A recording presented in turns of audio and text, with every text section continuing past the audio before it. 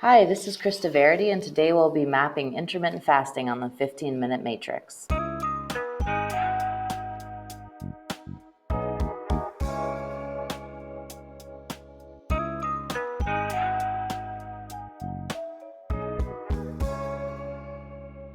Welcome to the 15-Minute Matrix. I'm Andrea Nakayama, functional medicine nutritionist and your host. This is the podcast that brings you bite-sized insights and lessons on how to use the most important tool in functional medicine and functional nutrition. Today on the 15-Minute Matrix, I'll be talking with Krista Varady. Krista Varady, PhD, is an associate professor of nutrition at the University of Illinois, Chicago. Her research focuses on the efficacy of intermittent fasting for weight loss, weight maintenance, and metabolic disease risk reduction in obese adults. Her work is funded by the NIH, American Heart Association, International Life Sciences Institute, and the University of Illinois. She has published over 60 publications on this topic and is also the author of a book for the general public entitled The Every Other Day Diet.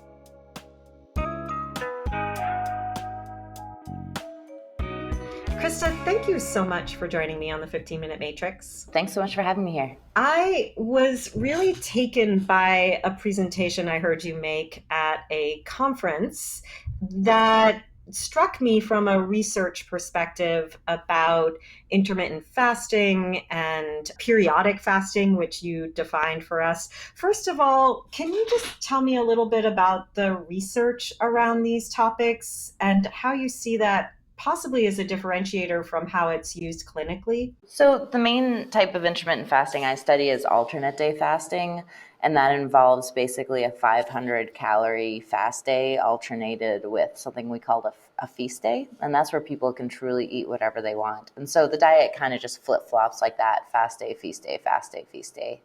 And I've run about 12 studies in that area. And we found that it definitely works quite well for weight loss. That's our main outcome, actually. So people tend to lose, and the average, I guess the range would probably be anywhere from 20 to 50 pounds in about 6 months or so. And we've also shown improvements in metabolic disease risk factors, like it also decreases LDL cholesterol, triglycerides, blood pressure, insulin, and insulin resistance.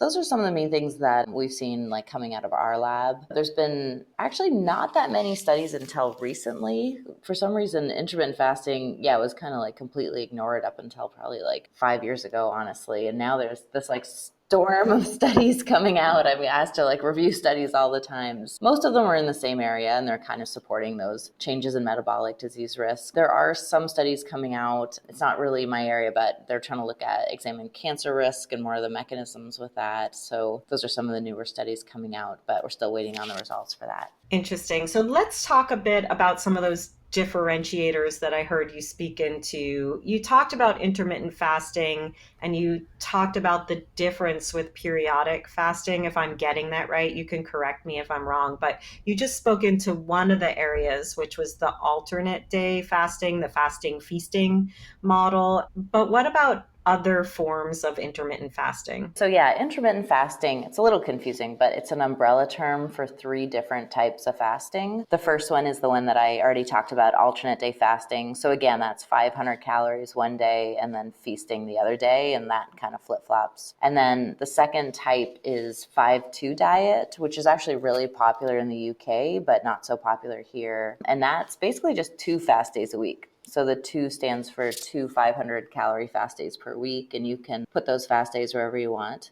And then the 5 means 5 feast days per week. So it's kind of like a slightly easier form of alternate day fasting. And then a more popular form of intermittent fasting, or I'd say like the most popular one now, considering just the amount of people that ask me about it, is time-restricted feeding. That's basically when you limit the window of eating to a certain period every day. So a lot of people like to choose an 8-hour window.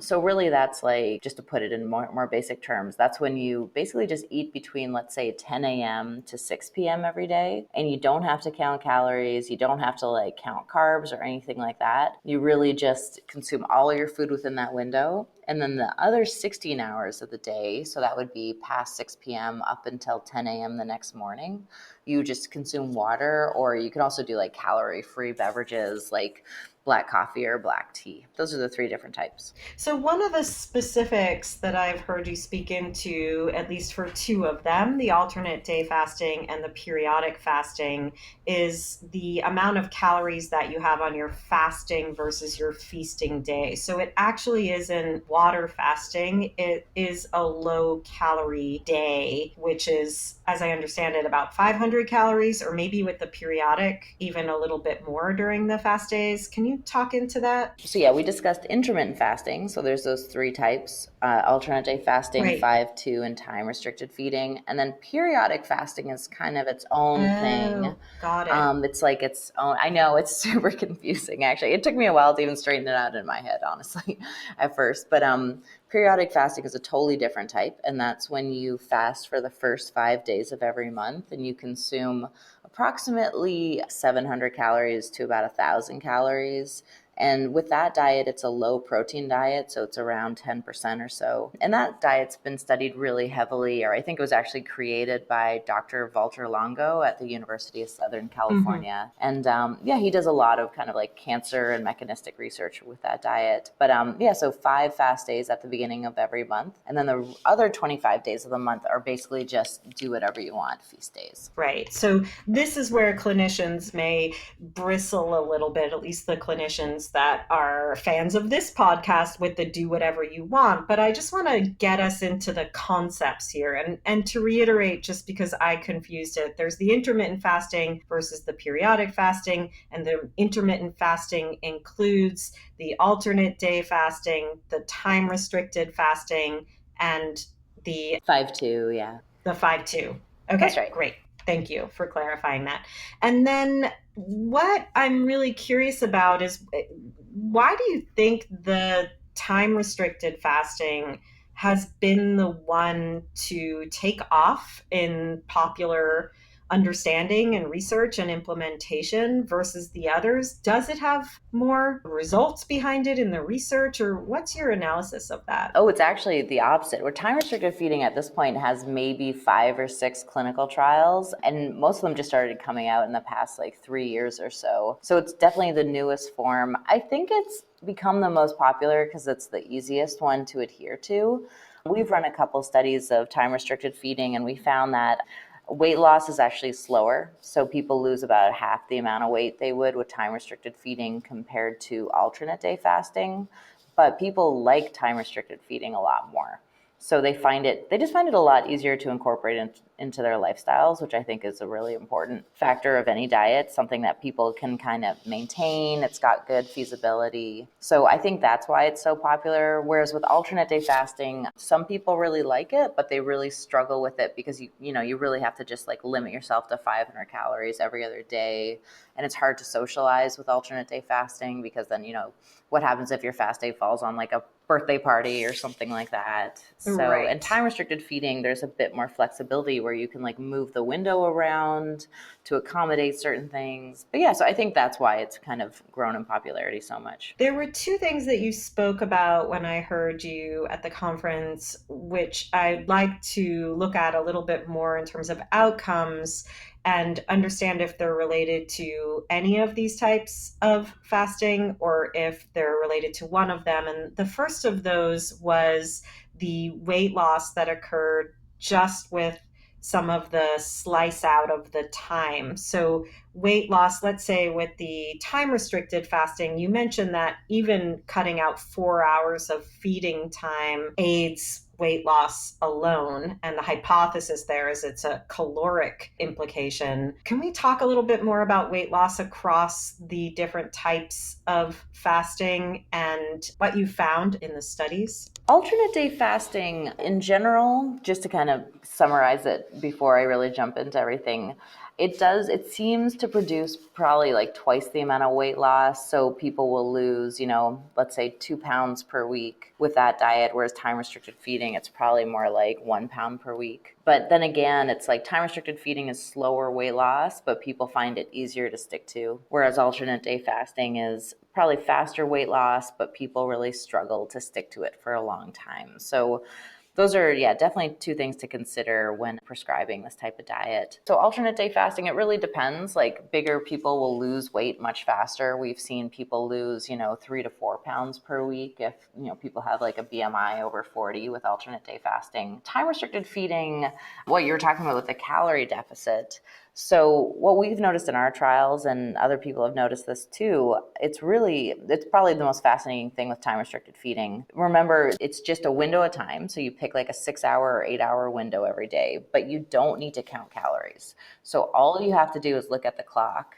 And what we found, and some other people, is that there's this like unintentional calorie restriction that's produced. So people tend to lower their calorie intake by about 300, 350 calories per day by just limiting their eating window to 8 hours, which is amazing because, people get really sick of like writing stuff down in food records or recording stuff in apps and that type of thing. So, all you really do is you just have to watch the clock and you kind of get this natural calorie restriction, which then produces weight loss. Amazing. What about insulin production? What have you found in the research related to fasting and insulin production? Yeah, so what we've seen just in general, the main thing that seems to be affected by fasting is insulin. So fasting insulin levels tend to decrease by about 20% individuals with obesity.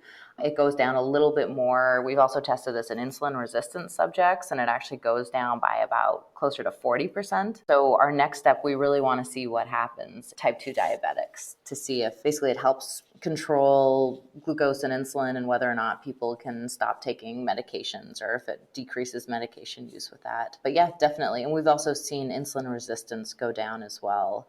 After it takes about 4 weeks or so for these changes to occur. After 4 weeks, we see really nice decreases in both insulin and insulin resistance in the more like pre-diabetic or just healthy population. So I want to take some of what you're talking about in the research into sort of the clinical realm. When you're working with the subjects to do the research that you're doing or to explore the research that's been done, are there people for whom fasting is not appropriate that's been discovered in the research? Yes, so I would definitely not recommend it for pregnant women or women that are lactating, like breastfeeding.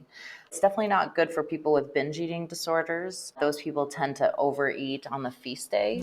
So that's obviously a problem. And then there's no studies yet in type 1 diabetics. I don't know if it'd really be useful in that population. And then shift workers also have a really hard time following the diet. Really good point. So we consider who the person is from certain perspectives. If you were to be able to speak to clinicians in the way that many of us are using intermittent fasting, is there anything you would caution? I would say, well, it's become so popular over the past I think it's really just the past year or two that I would say definitely read the research. Obviously, physicians have access to PubMed. There's a lot of like super inflated things being said now. There's just, so many blogs and stuff like that. So I would definitely, go back to the research, read the systematic reviews to see what's actually been shown. Because there's a lot of things out there saying that it like cures cancer or that it extends lifespan and that type of thing. It's got all these anti-aging effects, but none of that stuff has actually been shown. One of the major things that kind of bother me right now is that people believe that the mechanism of fasting and like the reason that it has all these benefits is from autophagy. So autophagy generally it just means self-eating. And it's basically when the body kind of looks inward on itself, and it's during periods of fasting, so periods when there's no nutrients coming in. And then the body kind of has this time to like heal itself by basically like literally consuming cell components and cells that are just basically malfunctioning. And this has been shown in yeast, but it's never been shown in humans. I don't think it's even been shown in like rodent models at this point. So at this point, we really don't know what the mechanisms are. And there's a lot of like inflated there's basically anything around like longevity and anti-aging. None of that stuff has actually been proven. Right, which doesn't mean we can't make a correlative leap, right? But it's not proven yet. So I think that's important to note what you're saying, which is why I was so excited to hear you speaking, because it's this understanding of how we use research in our clinical interventions, and some of it's some of it's okay clinically to try something correlative, but without the promise that it does that. My final question for you, Krista, and I so appreciate everything you're bringing forward. Side effects, any that you've seen with intermittent fasting, things that aren't wanted, the things that come up for me as a clinician, just to feed into this, is that so many people are trying it and they're inducing a level of stress that impacts other hormonal function. It impacts their sleep. It impacts their stress and resilience. Of course, that's not in the research. It's just something I'm seeing. In the research, is there anything that's a side effect? Yeah, with alternate day fasting and time restricted feeding, I do have to say the first 10 days are pretty difficult for most people. We see the most dropouts in that time.